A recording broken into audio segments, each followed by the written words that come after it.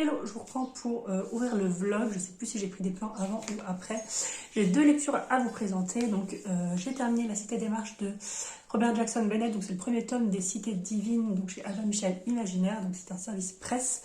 Je l'ai fini. On est quel jour? On est jeudi. Je l'ai fini mardi. Non, pas mardi. Je l'ai fini lundi, je crois. Donc, c'est une lecture du mois d'avril. J'ai beaucoup aimé. Je lui ai mis 4 étoiles sur 5. Alors je vais vous expliquer pourquoi c'était pas un coup de cœur comme beaucoup. Donc du coup là on suit un monde où en fait qui a été colonisé par un autre royaume. Alors c'est un monde de fantasy mais très inspiré du monde actuel parce qu'en fait on pourrait assimiler le monde colonisé avec la Russie vu les connotations au niveau de la langue par rapport au nom, etc.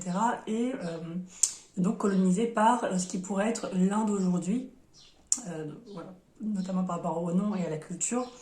Et en fait, à la base, donc les continentaux, c'est comme ça qu'on appelle ceux qui étaient déjà sur place, vénéraient des divinités qui ont fini par être anéantis par du coup l'envahisseur qui a trouvé un moyen de tuer des divinités, ce qui est pas une mince affaire.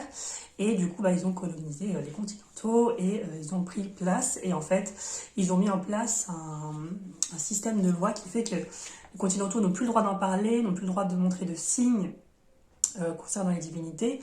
Donc en gros, tous les tableaux, toutes les statues, etc. qui concernaient les divinités ont été enlevés.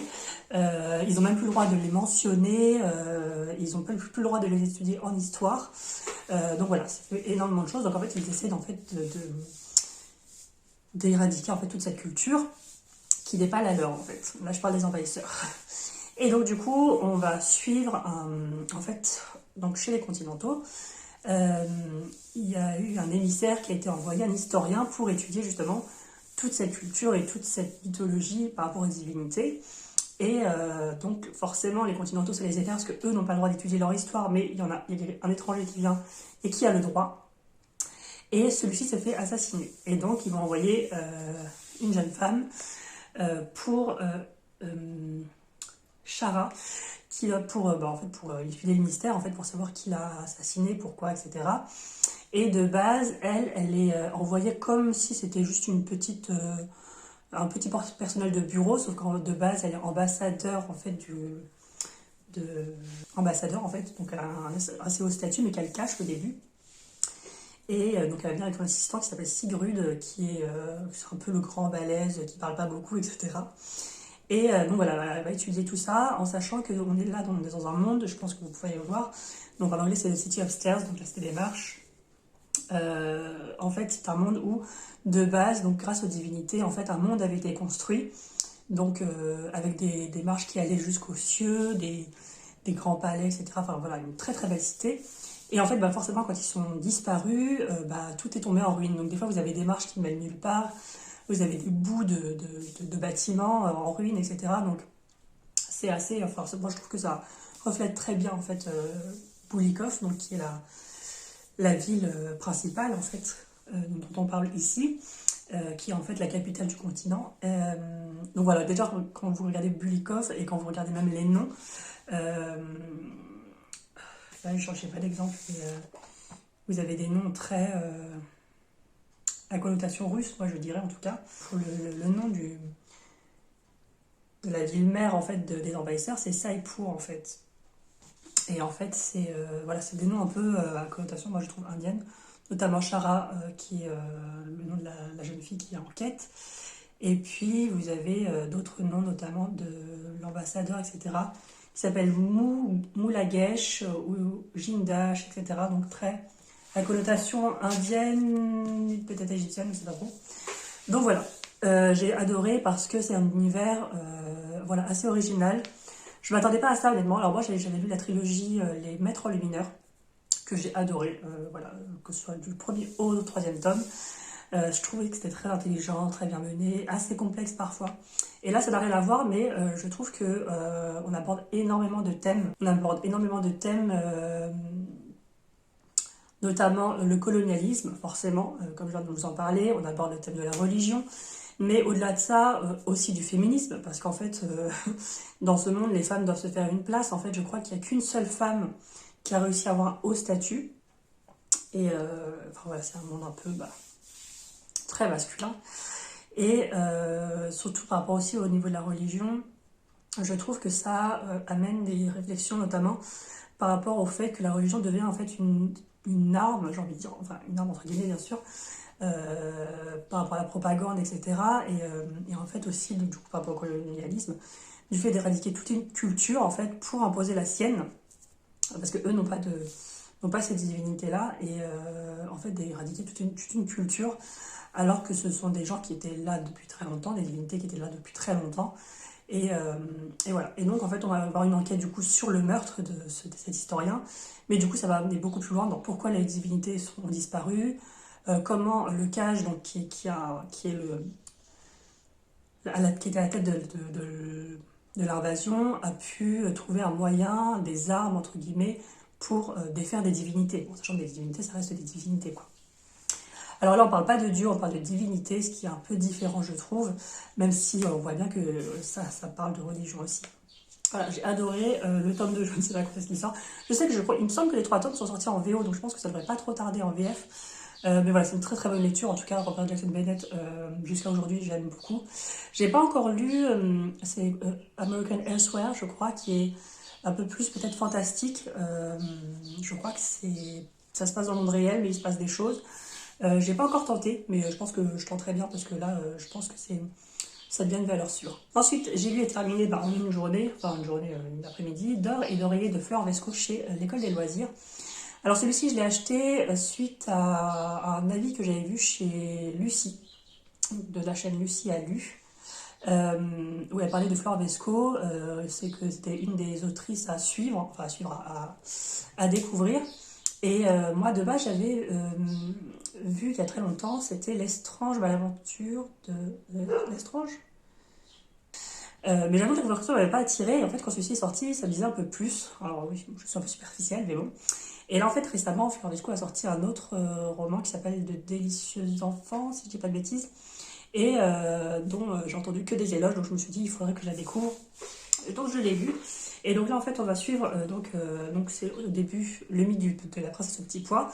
Donc il y a un prince qui va, et c'est même pas un prince, je crois que c'est un duc, enfin voilà, qui cherche une épouse, en fait, tout simplement, et il va imposer une épreuve. Et en fait, il y a un lit avec 10 matelas empilés, un peu comme le conte, sauf qu'en fait, là, il n'y a pas d'histoire de petit pois. Ça va aller beaucoup plus loin. Et ça, je ne m'y attendais pas, parce que comme quand on dit réécriture en général, il y a des réécritures assez libres, donc je sais quand même que ça part sur autre chose, mais je pensais que ça se rapprocherait peut-être un peu plus du conte.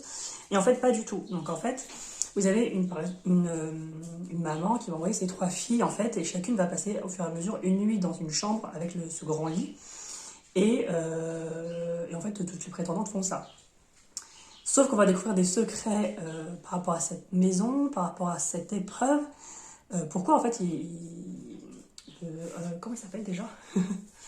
J'ai plus son nom. Pourtant je l'ai lu il y a quelques jours, hein, mais le nom du monsieur là, j'avoue que j'ai un trou. Bon, le Lord, hein, je sais plus comment il s'appelle. On va essayer de comprendre pourquoi il impose cette épreuve, sachant qu'elle est très insolite, et qu'en fait personne n'a jamais réussi. Il y a eu je ne sais pas combien de prétendantes qui sont passées par là, et personne n'a réussi l'épreuve. Et donc au début ça part comme ça, un peu comme pour le conte, mais après on va beaucoup plus loin dans la réflexion, et en tout cas j'aime beaucoup la plume qui est très fluide. Alors c'est l'école des loisirs, donc c'est pour du jeunesse, mais c'est gros quand même, mais je pense c'est plus pour des adolescents que des préadolescents ou même des enfants, parce qu'on va aborder plusieurs thèmes, notamment par rapport à la sexualité, à la sensualité aussi, à la sensibilisation par rapport à tout ça, et par rapport à la découverte du corps, le plaisir féminin, etc. Quelque chose que en fait on ne voit pas du tout en fait dans le résumé, et en fait c'était une belle surprise parce qu'en fait c'est abordé avec beaucoup de poésie. Alors ce qui est bizarre, c'est qu'en fait ça a des airs de conte, mais en fait il y a des moments très sombres et très lugubre, j'ai envie de dire, pour un conte, pour jeunes, mais en fait, ça dessert un propos, donc c'est pas gratuit, quoi. Et puis de toute façon, il n'y a pas de scène gore, il n'y a pas de sang, il n'y a pas de torture, il n'y a rien. Mais c'est vrai que l'ambiance est assez lugubre parfois. Mais voilà, j'ai adoré parce que la plume est très belle, très poétique. Ça aborde des thèmes avec intelligence. C'est bien mené. Je trouve que, enfin, je pense qu'il faut avoir un esprit un peu critique quand même. C'est pour ça que je recommande plutôt aux adolescents parce que sinon, je pense que les gens ne verraient qu'un conte et ne verraient pas les messages derrière. Mais voilà, tout est fait avec bienveillance. Donc voilà, j'ai vraiment envie de lire les autres romans. Je vais peut-être m'attaquer plutôt à celui qui vient de sortir. Je ne sais pas pourquoi, mais il me fait très envie. Surtout la couverture me fait très envie aussi. Donc voilà. Pour le reste, je ne sais pas encore ce que je vais lire. J'ai prévu de lire en lecture commune avec Emmeline ou Perfect Flow, le Plume. C'est le premier tome de la saga Les Anges d'Elysium de Oliver Waldenstein. Je crois que c'est suédois ou quelque chose comme ça, bref. Et donc on doit le commencer. Et puis je vais peut-être lire une autre lecture à côté parce qu'en général, comme je vous disais, les LC, on se donne des paliers en général, enfin en tout cas c'est toutes mes essais c'était quasiment comme ça, on se met des paliers, donc dès que chaque personne atteint le palier on en parle, donc des fois il faut attendre un petit peu que l'autre nous rattrape, etc. Donc je vais lire autre chose mais je ne sais pas encore quoi. Et de toute façon je vous reprends là ce vlog, je pense que je vais continuer à faire des vlogs de 2 semaines parce qu'en général comme il y a aussi le book haul et maintenant j'ai décidé de faire aussi des updates lecture mensuelles, et que je fais qu'une vidéo par semaine, je peux pas faire de vlog toutes les semaines. Sinon, ça ferait 2 vidéos par semaine et ça fait trop pour moi. En sachant que je travaille encore, que j'ai une fille, enfin voilà.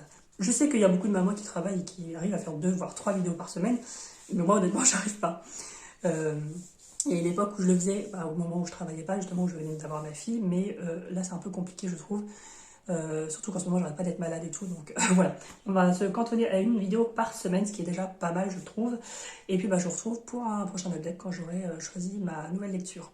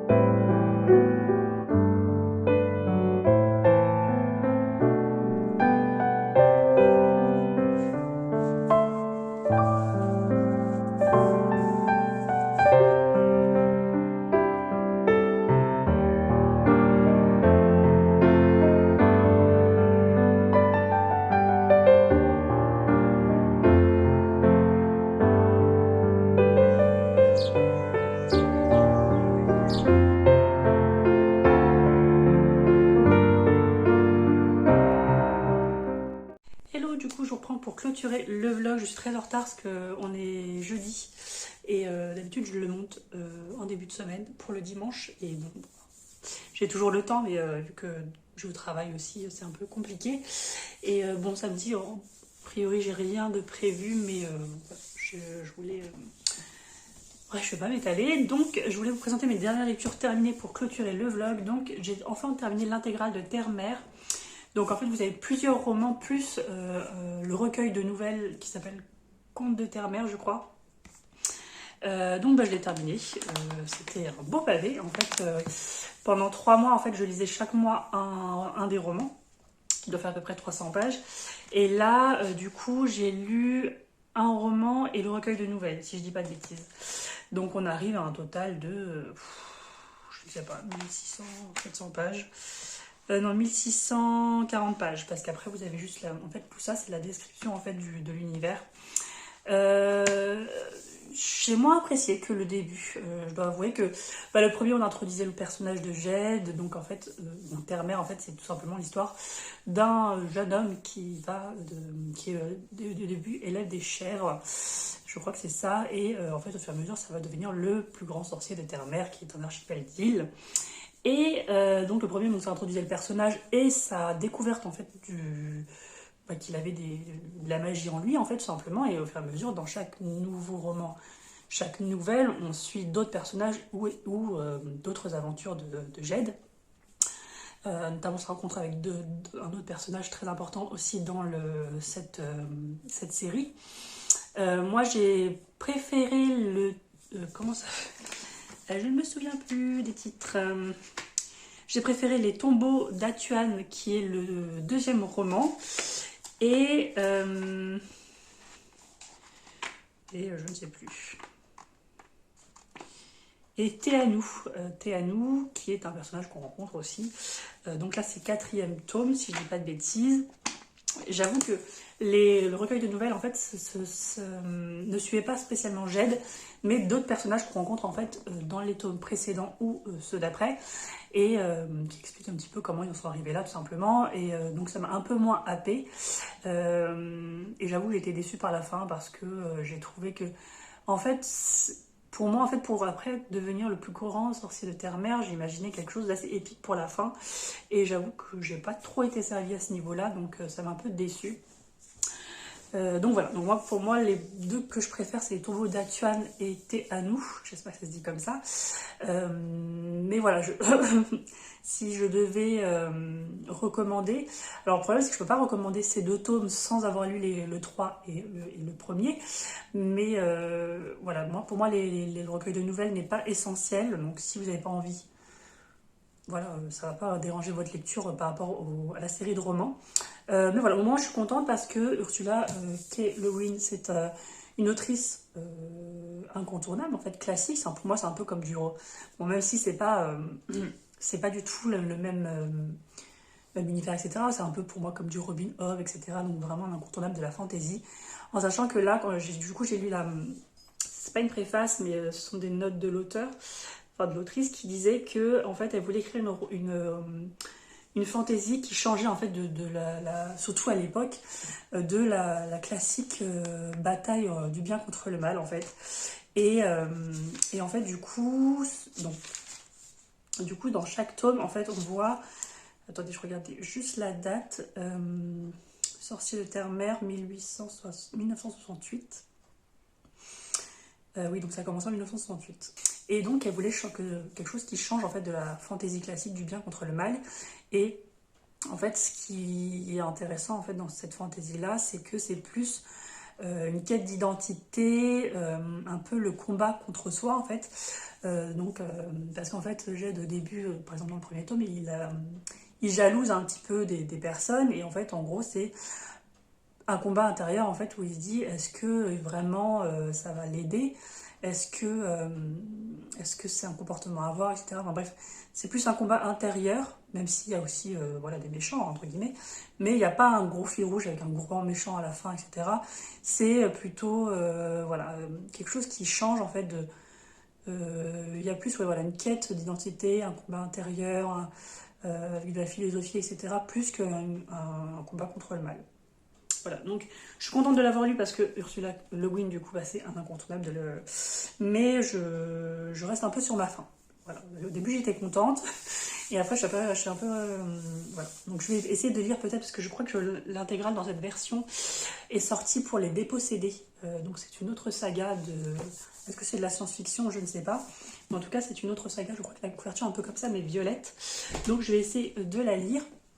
Ensuite, j'ai lu et terminé cette briquette qui est Cuchiel, le tome 3, l'avatar donc, de Jacqueline Carré. Donc, qui clôture la première duologie donc, de Cuchiel. Vous avez la marque, l'élu et l'avatar. Et après, vous avez la deuxième trilogie dans cet univers qui s'appelle Imriel. Donc, Imriel qui est un personnage que l'on rencontre dans le tome 3. comment ne pas vous spoiler, je vous ai déjà parlé dans tous mes précédents vlogs, je crois, quasiment, au moins les 2-3 derniers, parce que du coup j'ai fait une relecture du premier tome et j'ai lu le deuxième tome, que j'avais jamais lu avant, et du coup je vais pas m'étaler dessus, ni sur le résumé, parce que de toute façon je vous mettrai en barre d'infos le titre, et vous pourrez aller voir le résumé sur n'importe quelle plateforme. Mais ce tome 3, alors, le dénouement, est-ce que je parle du dénouement? Je vais d'abord parler peut-être de l'intrigue de manière générale. Donc l'intrigue ne se finit pas à la fin du tome 2 et forcément ça continue. Ce que j'ai aimé, bah forcément, en fait, je vous disais que dans le premier tome, vous avez la première moitié, c'est plus de l'apprentissage, voilà, de cette clandestinité, de son apprentissage de métier de courtisane, etc. Et d'espionnage, etc. Bon, voilà, tout son apprentissage. Et la deuxième partie qui devient un peu plus politique, où on découvre des complots et tout, contre la reine. Le tome 2 est beaucoup plus politique, où du coup on voit les méfaits d'une trahison, un complot qui se prépare pour détrôner la reine, en fait pour s'emparer du trône tout simplement, mais on ne sait pas qui, comment, pourquoi, voilà. Et vous avez en fait pendant une bonne partie du tome 2 une enquête en fait justement pour savoir qui est capable de le faire, qui lui en veut, qui serait capable de s'approprier autant de moyens pour y arriver, etc. Là, on est plus sur une quête, alors c'est pareil, je peux pas vous en parler parce que ça reste un tome 3, mais on est sur une quête pour faire quelque chose. Forcément, ça sert à quelque chose, une quête. Mais c'est pareil, je peux pas vous dire pourquoi. En fait, il s'est passé quelque chose dans le tome 2, et en fait, pour réparer ça, ils ont besoin de faire une quête pour essayer de faire des recherches sur en fait une entité. Parce qu'en fait, dans cet univers, vous avez toute une mythologie en fait assimilée à de la religion, mais avec toute une mythologie avec des dieux, des déchus, des anges, voilà, et en fait des légendes en fait tout simplement. Et vous avez une recherche en fait de cette histoire en fait pour remonter à l'origine, pour voilà avoir des réponses pour cette fameuse quête. Donc vous avez plus de développement au niveau de cette mythologie, et voilà. Et puis vous avez aussi toujours ce côté un peu par rapport à la reine, à ce danger que représentent certaines personnes pour la reine. Et voilà. J'ai trouvé qu'il y avait quelques longueurs. Voilà. Pourtant, le premier et le deuxième tome font pareil, hein, je crois, ils font entre 800 et 900 pages, celui-là fait 950 pages. Mais là, j'ai trouvé quelques longueurs parce que je trouvais qu'on revenait souvent au point de départ. Bien qu'on ne revient pas au point de départ niveau localisation, mais au point de départ, en fait, on revient au point mort à chaque fois. Et j'ai trouvé ça un peu redondant, en fait, d'aller faire une recherche quelque part pour quelque chose, et finalement de ne rien trouver, et après de repartir ailleurs pour rechercher d'autres réponses, etc. Je trouvais ça un peu redondant et je trouvais ça un peu long. Ça m'a pas empêché d'adorer ce tome-là, parce que, voilà. Les deux premiers tomes, j'avais vraiment eu des coups de cœur, j'avais mis 5 étoiles, là j'ai mis 4 étoiles, mais c'est peut-être un plus un 4,5 pour ces longueurs-là. Mais sinon, l'histoire en soi, la mythologie est beaucoup plus développée. On en apprend beaucoup plus sur certaines régions, parce que du coup, Phèdre voyage beaucoup dans ce tome-là, dans des contrées un peu plus orientales, un peu plus dépaysantes, en fait, j'ai envie de dire que des pays un peu aussi qui ressemblent un peu à l'Italie, etc. Donc il y a pas mal de coutumes, qui ressortent de culture, et c'est hyper intéressant à ce niveau-là. Mais après, c'est vrai que voilà, ça piétine un peu au niveau de l'intrigue principale. Enfin deux, parce qu'il y a plutôt deux intrigues principales. Et la fin est pour moi très satisfaisante. J'avoue que j'avais un peu peur, parce que je me disais... Enfin, je m'attendais à quelque chose en fait par rapport à la fin, et c'est vrai que elle n'est pas étonnante, mais pour moi elle est très satisfaisante par rapport à tout ce qui s'est passé du début du premier tome jusqu'à la fin du troisième. Donc voilà. À part ces petites longueurs, moi j'ai vraiment adoré, voilà, comme d'habitude, le personnage de Phèdre, le personnage de Jocelyn, le personnage de Hyacinthe, et puis même tous les personnages secondaires. Donc voilà, moi je recommande, bien sûr, il n'y a pas énormément de côté, de côté magique, de côté imaginaire en fait. Voilà, on vit dans un monde imaginaire, mais voilà, c'est plus le côté politique. Enfin, si vous aimez en fait ce côté politique, trahison, complot contre la couronne, espionnage, et aussi tout ce côté mythologique inventé, mais on voit qu'il y a quand même certaines références à la religion catholique. Hein. Mais voilà, c'est une religion inventée dans ce roman, avec des noms de dieux, il y en a plusieurs, il y a des noms d'anges, des noms de prophètes, etc. Donc une mythologie hyper développée aussi.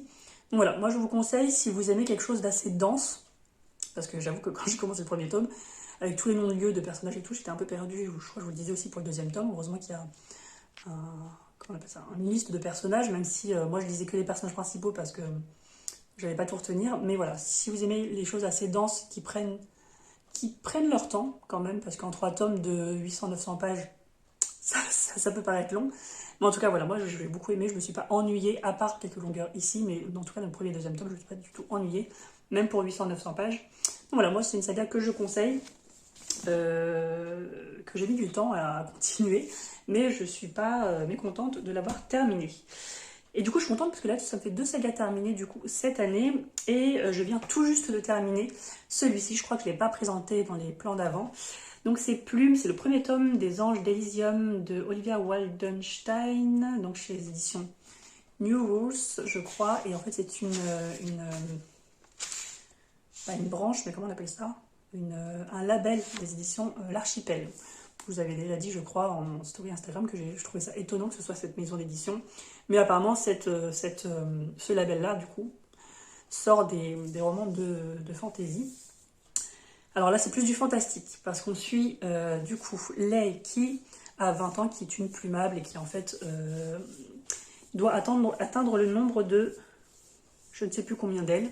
En fait, elle doit compléter ses ailes pour pouvoir aller à Elysium, donc en gros la terre des anges. Et il lui manque un peu moins de 100 plumes, je crois. Et en fait, les missions des plumables, en fait, c'est d'aider les âmes perdues, les âmes errantes des humains, enfin ceux qui sont un peu à redresser sur le bon chemin. Et en fait, à chaque fois qu'ils réussissent leur mission, ils gagnent des plumes. Donc en fait, chaque âme humaine a une cote. Par exemple, il y a une âme qui a 34, je sais pas, et en fait, si vous arrivez à la réformer, vous gagnez 34 plumes, etc. Et donc là, par un concours de circonstances, elle va devoir prendre en charge un mafieux qui a une cote, qui a la cote la plus élevée en fait. Et sa cote n'a jamais bougé en fait, parce que la cote en fait diminue au fur et à mesure des bonnes actions. Et sa cote est au maximum et n'a jamais bougé. Donc en gros c'est un cas difficile. Et il s'appelle donc Jarod et c'est un mafieux parisien. Et donc par un concours de circonstances, elle va devoir le prendre en charge et prendre la mission. Et forcément au début ça va pas être facile parce que quand vous allez voir un mafieux qui n'en a rien à faire de devenir bon et qu'en plus elle est un peu naïve et qu'elle dit oui je viens vous rendre meilleur, elle se fait jeter hein, forcément. Donc voilà, c'est un peu l'histoire de base. Je peux pas vous en dire davantage parce que forcément pendant tout le long elle va essayer de le réformer. Et lui, en fait, il va essayer de la corrompre, justement. Et voilà, de toute façon, on sait comment ça va se finir. Voilà, on sait un peu dans ce genre de roman qu'il y aura une romance, tout simplement. Alors, j'ai beaucoup... Alors, je l'ai lu en lecture commune. Enfin, d'ailleurs, il faut qu'on en parle de cette dernière partie, mais on le lit en lecture commune avec Emeline de Perfect Flow. Je vais vous la taguer en bas. Et en fait, les 2-3 premières parties, je trouvais que ça partait assez bien parce que, en fait, dès le début, en fait, elle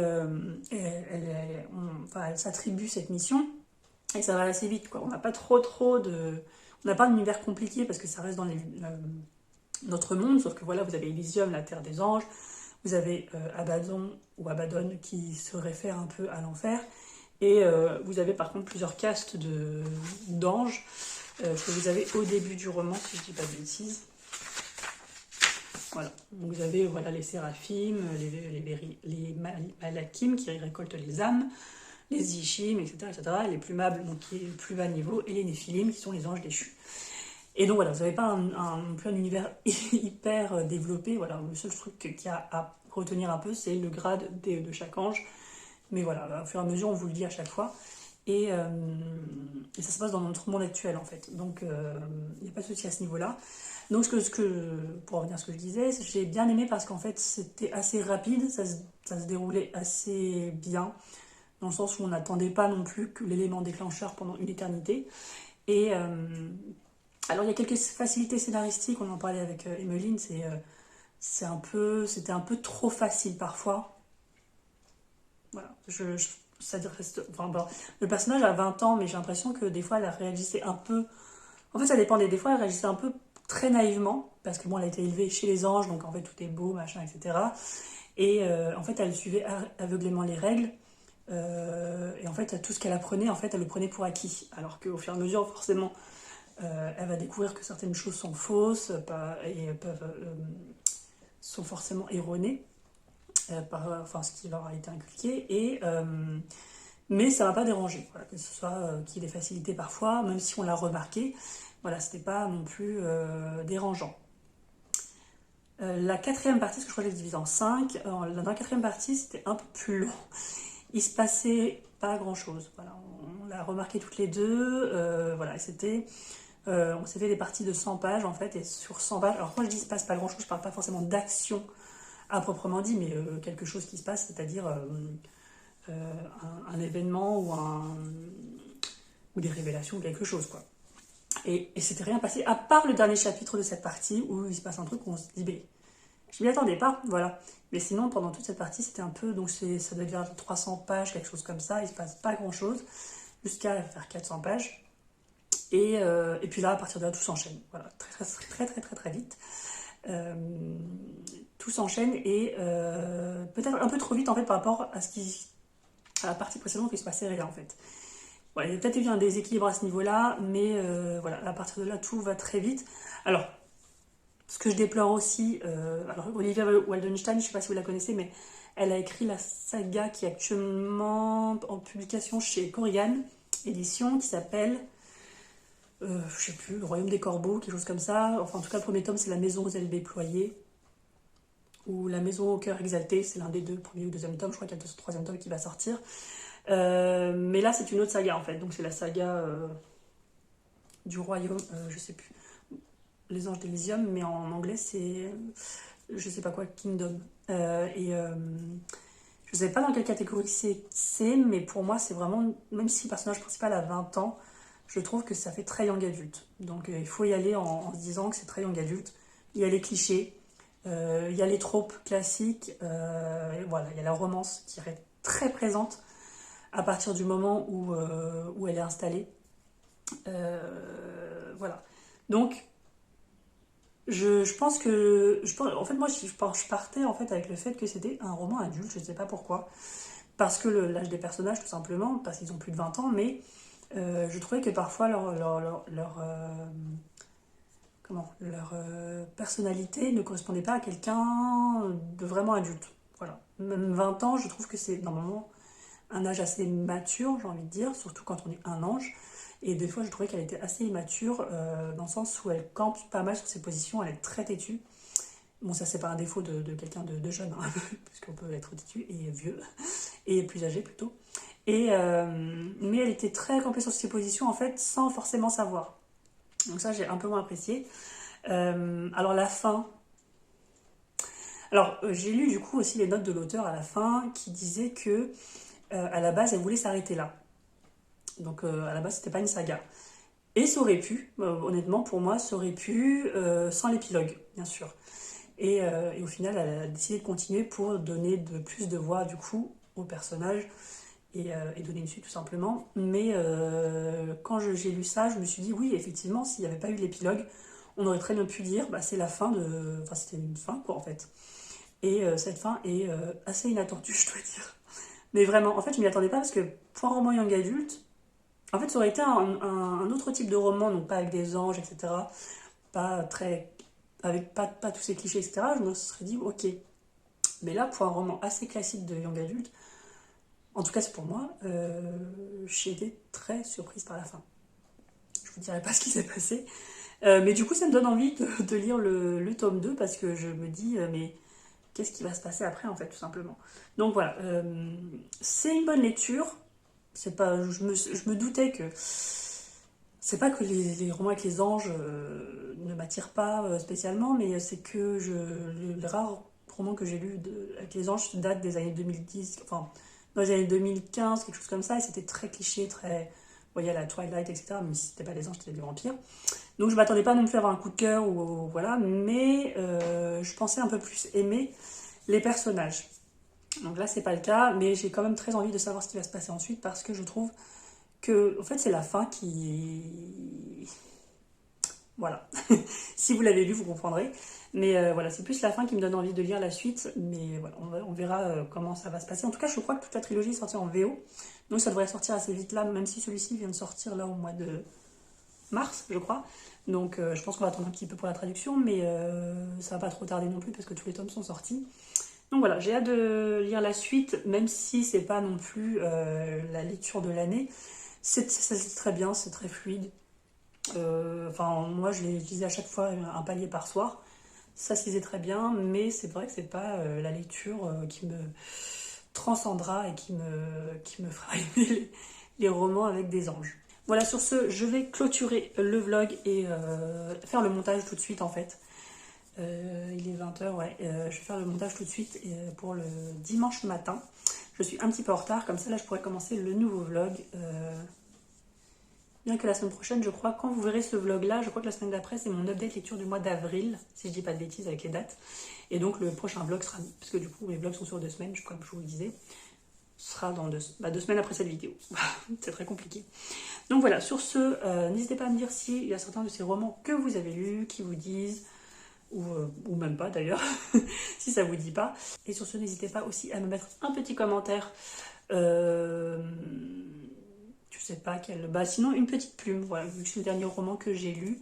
N'hésitez pas à mettre une petite plume en commentaire si vous êtes un peu timide pour laisser un commentaire écrit. Et puis bah, moi je vous retrouve du coup la semaine prochaine pour un update lecture. Donc ce sera mon update lecture du mois d'avril.